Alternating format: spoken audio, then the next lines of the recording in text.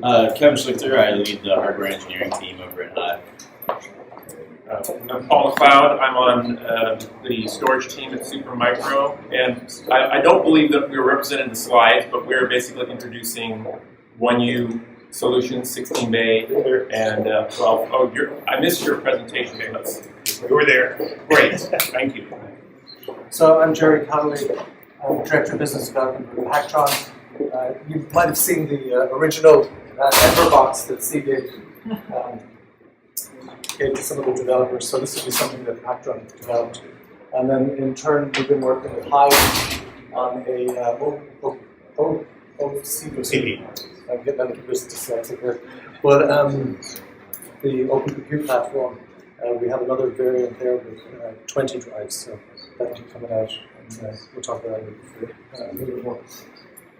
I'm Jeff Thomas. I'm with Nuisis, leading our Kinetic development, and we've got a 60-drive box that's out in a number of customer shops today up there, and an example of an OCP box that, if there's interest, we would do for this. And we've got a couple other spots on the roadmap we can talk about during the discussion. So why don't you start off, Kevin, by explaining your approach in product design with Kinetic? You know, our approach is simple and to the point, in the same way that Kinetic cuts through the unnecessary storage protocols, gets straight to the drive, right to the point. Hive does the same thing. We start with the customer in collaboration, talk about what we need, what we don't need, and try and deliver custom-tailored gear without all the frills and tassels and unnecessary extras. Simple and to the point. So it's great to have a new interface. That's I think the one thing that is exciting about Kinetic. You know, my whole career has been SCSI, so so it's great to have that. From a philosophy point of view, we really focus on starting out with POC type environments. You know, providing hardware and configurations for people to build these open solutions. You know, examples of things we've been doing, things like with Ceph and with Gluster and Hadoop. So we're going to continue with that kind of philosophy as far as providing these systems. Again, having these smaller systems to use will make it easy for people to be able to play around with Kinetic right off the bat. Yes, so from Hacktron's point of view, we're not really a products company. We're more of an ODM design services company. So from the point of view of doing prototypes and looking at, you know, the Kinetic drive in itself, it needs to go in some kind of a chassis, and what that optimum architecture is as far as from a switch, and some of the discussion that I heard earlier as far as you know, how much of the Intel stuff is done at the head end, then how much of the CPU can be done in conjunction with switching, and then how much is going to be done right down at the drive level. So, and then mixing and matching SSD versus HDD, doing some kind of early development, and that kind of work is really where we kind of fit in. So working with companies like Hive, we can you know, be kind of design service to OEMs. So Nuisis has been really focused on data centers and cloud providers, and Kinetic's been an interesting choice because of its ability to scale. And so we're really focused on leveraging the product and the knowledge that we have in the existing marketplace and bringing Kinetic into that space. And so we've chosen a pretty popular, maybe say mid-range performance and scale box to introduce Kinetic in, and then depending on customer interest, we have the ability to scale to a much larger, much more dense design with lower bandwidth coming out of it, or go to a smaller 2U form factor with much higher bandwidth coming out of it. And we'll look forward to seeing what the market actually drives in terms of direction on that. Can you, Jeff, would you, just to start off, you guys have been at this for a while, it might be useful to help kind of just walk people through some of the design choices and what you changed from that same base chassis in terms of getting to the Kinetic. where you make choices Sure. and what the differences are, either from a chassis management perspective and hardware? Yeah, we can talk about that a little bit. Interestingly enough, for us, the signal integrity issue was sort of the least of the problems. The kinetic drive and the SAS performance is electrically roughly the same. The bigger problem for us was simply finding the ability to handle a 61 gig port switch. That's a space that not a lot of switch vendors have really put time into. There are people that make 1 gig switches. They tend to be 8-port switches or less, not 60-port switches. And if you find people that are making 60-port switches or bigger, they're stacked and they're 2.5 gig or 10 gig input on them. They're not 1 gig. So probably one of the most difficult things was trying to find a reasonable piece of hardware to handle a large box, 60 drives or more than 60 drives at a reasonable cost standpoint. And the other thing for us that became interesting is in the past, you can get in your SAS controllers processors, and you can do whatever management you want inside the SAS controllers. That isn't really true with switches. There isn't a processor sitting there unused. So we had to bring separate management functionality into the box. And for our position, we've chosen to have a high reliability box. We could offer it without the redundancy, but our initial offering is one that will be tolerant of failures. And that meant we had to go tackle the ability now with this new box management to be able to have the box management fail and sort of seamlessly carry on. So those were, I think, the general areas we tackled. Yeah, I kind of say that there were some challenges with the Kinetic as well. When you put 20 drives into a chassis and you turn on the power, boom, what happens?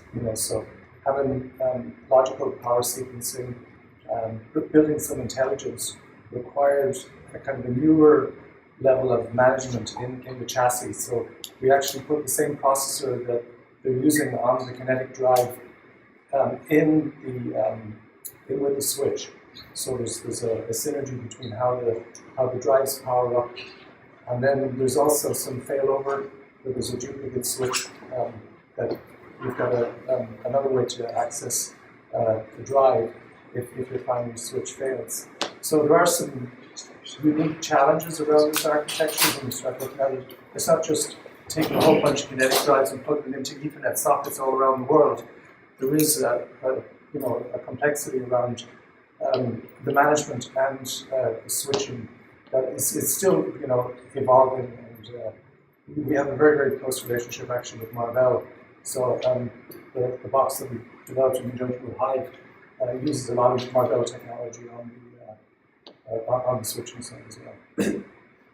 Yeah, from a Supermicro standpoint, we really just leveraged what we've been doing with 1U servers, because again, we've got baseboard management, that's very mature, IPMI management, and I2C backplanes. So as far as the design, we kept it very simple, because again, new technology, keep it as simple as possible to eliminate as many points of failure in just the base. So again, we're kind of just doing a low-cost, simple design to support the early adopters. For us as well, initially, it's about leveraging the current designs, right? A 1U 16 drive or 1U 20 drive in an OCP case. But as we look down the road, some of the more interesting challenges get to be with weight and handling the density that's possible with Kinetic. If I don't need 12 by 13 inch motherboard processors, there's a lot of space there, a lot of open air that's very light. If I start loading up 4U chassis, you can get 60 drives, but you can possibly do a lot more. But how do you handle that weight? How do you get that chassis extended from the rack so that you can service it? How do you do that with the rack? Those are some of the complicated challenges that I see going down the road. I'll make a comment back to you that at least for us, it's a little different. We've got products that have 96 drives that extend, dealt with all the weight, where the issue is for us is the direction you're headed with the power and current on the drives. is going to be pretty challenging. The standard power supplies, you just don't get the 5 volts that you guys want out of them, and that's going to take some work going forward. There certainly is, at least from what you said, the direction is would be a growing difference between the kinetic drives in terms of what's needed out of the power system from the standard SAS and SATA drives.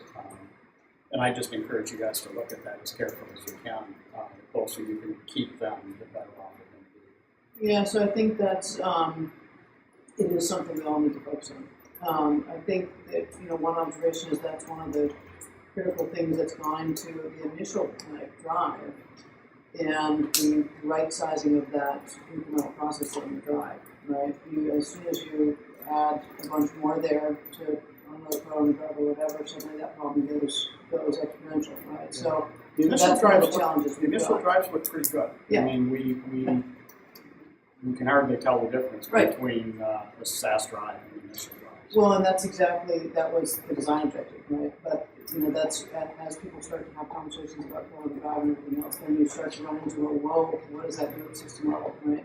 That's a real serious consideration. Yeah, and the 5 volts is typically limited. People look at 12 volts a lot, and not so much issue there. But the more you guys use 5 volts, the harder it is with the standard supplies. Yep.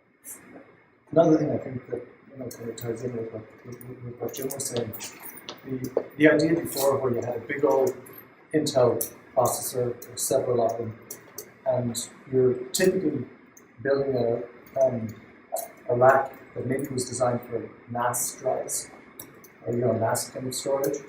Well, what you're doing now is you're taking a lot of the intelligence and a lot of the function that was in the Intel big old head end, and you're distributing it around the chassis of each of the individual drives. So that actually changes the thermals of the whole thing. So I think one of the challenges I think for systems companies is going to be these kinetic drives. Do they go into a traditional kind of a rack, or can you just because typically these are ARM processors, they're lower power than the big behemoth Intel processors, you can actually come up with some kind of economies around your power and your heat and your thermal distribution as well. So I think that there's a lot more to this than just a drive. It's going to affect the power, it's going to affect the thermal, it's going to affect a lot of different aspects of the hardware. Kevin, you guys have made some different choices, maybe just looking from what you started with, but in terms of Jeff mentioned their initial choice was to go HA and so forth, and you guys have single power supplies. Is there anything you want to say about kind of strategy there? Well, we started where we started because the customers that we've engaged with wanted that initially. There's a long ways to go, I think, between now and fully understanding what this is going to be and what this is going to look like. I'd be surprised if any of us have the right answer off the bat. Yeah. Customers need to figure out how to use it. There was an interesting conversation on the software panel, right, about how are we going to use this? What does this really mean for software? What does it mean for how we use drives and how we engage with drives? And as that changes, that's going to drive changes in our stuff as well. So we're trying to look at a wide range of options and what we think might happen. For us, it kind of falls in this new category halfway between a JBOD and some other appliance-type device. And so we've kind of qualified it or positioned it as a cold storage device. We've already got that as a category of products already launched. So this kind of fits right into that space. And then we also have our high-density boxes that we feel like it's going to get there, and that'll be the next step after we've kind of figured out how this works in a smaller scale. So, we look forward to our large double-sided storage devices going in this direction, and it continues to go where it's going. So this question might not actually be for you guys, I'm not quite sure, but like when they actually boot up, I'm assuming they don't have IP addresses. As actually mentioned earlier, I think there's a management server, DHCP server that will actually assign the IP.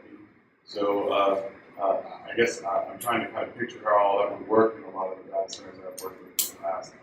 As far as, is there a way to actually statically assign an IP, or is that even like not best practice? Or Where's Jim? Jim's best answer is there's options. Hey, Nacho, where's Jim? You grab him. So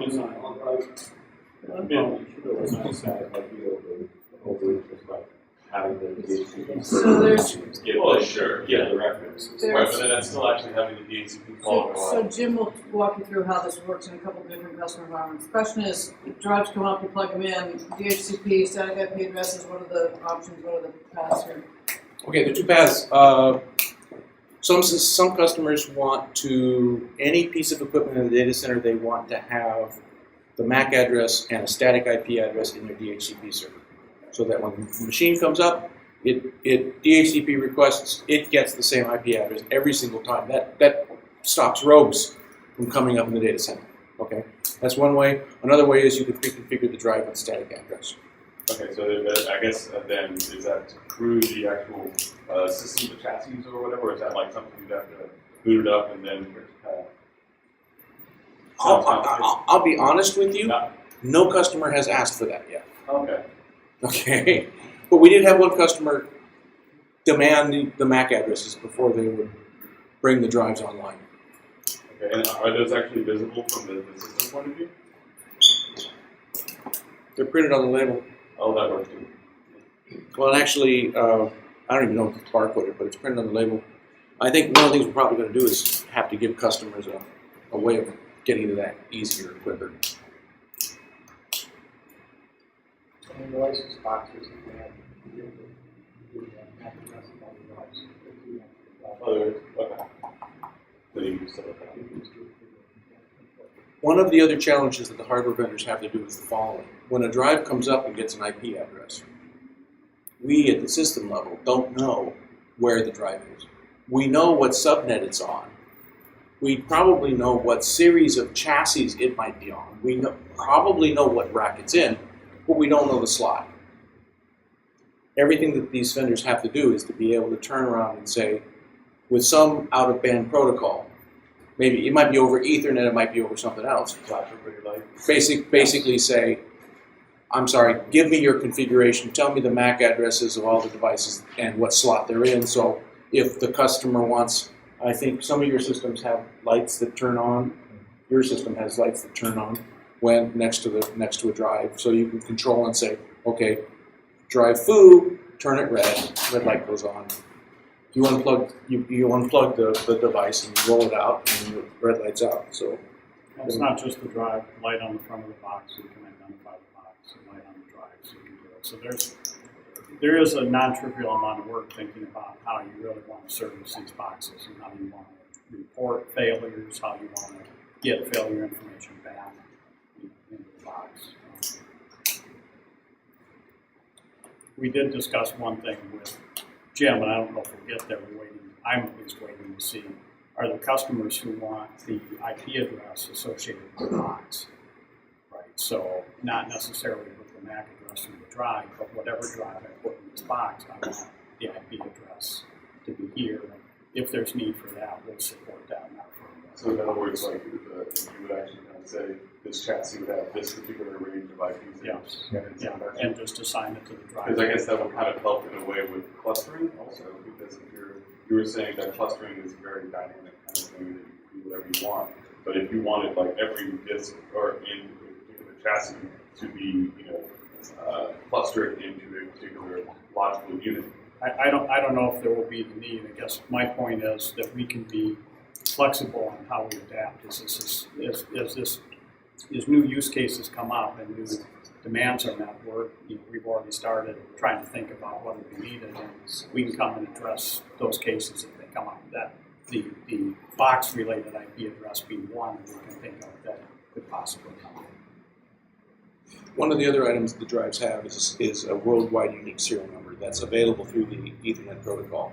So most systems that put these things into clusters, the IP address is a convenience. Yeah. So if you pick up a drive, move it over to another subnet, the IP address may completely change, but the discovery mechanism is the same. and the drive will be discovered as having a new IP address, but having the old content, and that content will be gone. There's a question somewhere in the back. It seems like there's a disconnect with the Ethernet switch ecosystem and the kinetic drive. So it sounded like one of the challenges, right, is with one big port vector. And finding a switch that's got enough density to meet what it's going to build out to kind of do in terms of number of drives per node, right? So nothing of what switch vendor is going to invest in one bit. Everybody in that space is already at 64, 94, going to 120 on 10 gig. Well, Nobody's going to go back. They're not going back. They're Invest in not going back. In terms of the vendors that we have for Kinetic right now, Broadcom, Marvell, and Vitesse. All three of them are very committed to this market. They all have 64, 32, and 64 port switches available. And even in Sanmina's case, they gained two of them together. They're doing fine. It's not an investment on their part. 1 gig is going to be around for a long time. It's going to be around for a long time. Yeah. And, you know, we have roadmaps for higher speeds for the drives too. So you can kind of think of the controller as being the switch, right? I mean, so it's not that you're going to be looking for a switch vendor that's external to the box. I think what Jim was talking is basically talking about the controller that's in our chassis. Yeah. Like a blade switch. Yeah. Super caps. That's a 5-volt supply. Okay. Actually big enough to power your drives. Nice. Mario. Oh, I wanted to. Hey, so I love Ethernet drives. I like hard drives too. Those are pretty cool as well. I mean, and so knowing that I have loves for multiple things. I have one wife, but many passions in life. For you guys are making now kinetic-based nodes, which are totally cool. And you still have a business with exception devices, like at least Hive and Supermicro. You still sell millions of classic Intel-based machines. So where is it in your view that an Intel-based machine is good enough and or works versus where the kinetic-based machine provides differentiation? Because I think for a lot of folks, there's both. Where does one work better than the other? Yeah, I mean, I can think. Initially, I mean, we're looking at a new technology, so there's a lot of discovery that has to happen. So I kind of think of this as a JBOD you're plugging into a network, and what you can do with that hasn't really been revealed. Obviously, compute is one thing, and storage is another. So those are the things that have really drawn us to this place, right? Is compute's going to stay there, right? We're really focused on compute. Supermicro is a motherboard company, so we've just built this infrastructure around to support our Intel platform, right? Intel and AMD and other platforms as far as hardware processing. So again, I think that we're going to be exploring that, right? I don't think it's set in stone. I think that to me, it's a new interface. It's a new way to look at attaching to storage, and again, how successful it is, I think, determines on how well these architectures work. Well, I want Supermicro sales guys to stop saying buy the 72 drive for you chassis and look at an Ethernet drive chassis. I wanted to say that. Well, we have a 72 drive. Understood. And that's one of the weird things is that's cool density that uses drives that don't need any weird things today. I can deploy the code. It's all certified. Everything works. And I think the guys actually both of the software companies did mention that it's going to be a mixture of both in the future. I'm just wondering what your view was from a hardware perspective. They didn't say both. It's in a transition. So I take a stab at this and say, there's a guy actually just walked out of the room here that I hired 20 years ago when I was at Adaptec. Adaptec is long out of business. Believe it or not, Adaptec. I'm an Adaptec, alum as well. So they used to be the guys that made, MFM, RLL. I don't know if there's anybody old enough to remember that had host adapters. That was a SCSI host adapter to MFM or RLL or ATA. So. Lo and behold, 20 years later, wow, we've got something new. It's a host adapter that takes the SATA drives and makes it into Ethernet. Now, is it going to succeed? I don't know. A few companies even had a stab at this a few years ago. There was a company called Zetera that made it a tailgate board. They're no longer a bunch of XWD guys. I would say though that if you looked at trends in disk drives, you used to have peak detect, and lo and behold, somebody came up with PRML. The thing that PRML was going to do was it was going to give you extra capacity on your disk drive. That wasn't the reason that it got adopted. The reason that PRML got adopted was that yields on disk drives just went through the roof now, and you're able to fine-tune your head disks and your media. So I'd say that the key to these and what that killer application is it's going to be putting out these small little 4-drive boxes or whatever shape or form it is. I don't think anybody really knows what that right configuration is as far as the optimum combination of SSDs and switches and what kind of, is it going to be a video server, is it going to be, it's probably going to be banking or some kind of high frequency trading in the beginning, but it will be some kind of niche. And somebody kind of said the other day, anybody that's over 50 is probably so set in their ways with clock in their seconds that they're not going to be your adopter. But take a guy, who's just out of college, who's got some new application, he probably is. So speak for yourself. Yes. So I guess I'm the odd man out because we're not doing either of those things. And I think from our standpoint, I certainly believe that disaggregation comes out. So the advantage of all this is to be able to provide multiple server access to multiple drives wherever they are. And our goal is to efficiently package these drives so that they're going to be used in large installations to scale out big storage capacity. And so for us, it's about packaging the storage efficiently in a usable fashion and enabling the removal of some of those servers that Jim talked about, being able to take them out of the system. And there's going to be a performance gain, which was discussed early on. You heard Jim's story about that. And there's going to be a cost gain. And you can argue we've got server appliances today in the SATA world that give you the Ethernet connectivity. And on the really low-cost, low-end version of those, there may not be a large cost advantage between Kinetic and that. The higher-end ones that are pushing performance and have multiple servers in them, you're going to start to see a cost difference there too. So there's potentially some savings in parts, there's savings in performance, but from our view, the goal is to package these drives and enable having large data stores out there. And the servers are separate, disaggregating those servers from the storage and letting them live. Same thing if you go to a hierarchy, we're going to be interested in disaggregating the indexing probably sitting in SSDs from the storage and letting those things be put together as separate chunks and let you guys figure out how to connect them, not forcing different ratios. That's what we stand. So to close the haiku, love Ethernet drives. Any